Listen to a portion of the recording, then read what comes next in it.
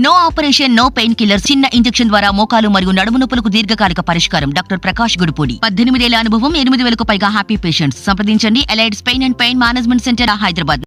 మాజీ మంత్రి మల్లారెడ్డికి మరో షాక్ తగిలింది.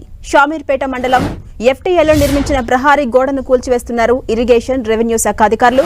చెరువు ఎఫ్టీఎల్లో అక్రమ నిర్మాణాలు చేపట్టారంటూ ఫిర్యాదులొచ్చాయి. దీంతో బొమ్రాజ్పేట వద్ద చెరువు ఎఫ్టీఎల్లో ప్రహారీ గోడ కూల్చివేస్తున్నారు. జేసీబీలతో చెరువులో నిర్మించిన ప్రహారీ గోడలను కూల్చేస్తున్నారు ఇరిగేషన్, రెవెన్యూ అధికారులు. ఈ అంశంపై మరింత సమాచారం మా ప్రతినిధి కిరణ్ అందిస్తారు. కిరణ్.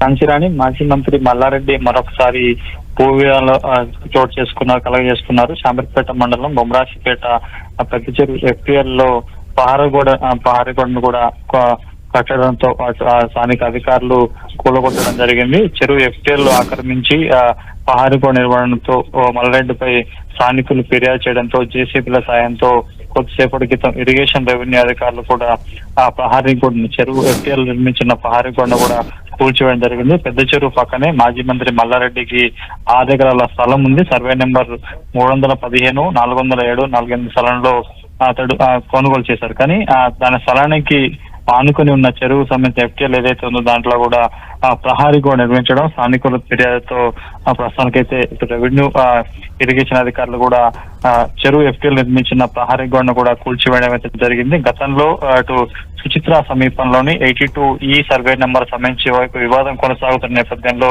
మరొకసారి తన 6 ఎకరాల ల్యాండ్ పక్కన ఉన్న చెరువు సంబంధించిన ఎఫ్టీఎల్ లో ప్రహారీ గోడ నిర్మించడం, దాన్ని కూలగొచ్చడం ప్రస్తుతానికైతే చర్చనీయాంశంగా మారింది. ఝాన్సీ.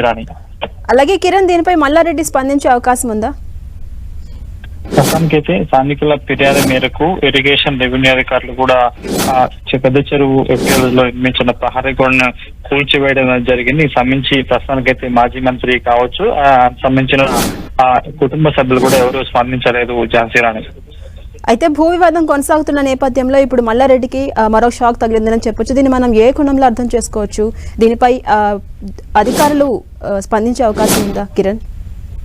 గతంలో మంత్రిగా ఉన్నప్పుడు కూడా మంత్రి మల్లారెడ్డి కుటుంబ సభ్యుల మీద కూడా అనేక భూ ఆక్రమణ సంబంధించిన ఆరోపణలు కూడా ఉన్నాయి. ఇటీవల కాంగ్రెస్ ప్రభుత్వం కొలువు తీరిన తర్వాత మల్లారెడ్డి ఫ్యామిలీకి సంబంధించి కావచ్చు, అతడి అల్లుడు సంబంధించిన కాలేజీ సంబంధించిన ముందు ఏదైతే రోడ్డు ఉందో రోడ్డు కూల్చివేత కూడా చేయడం జరిగింది.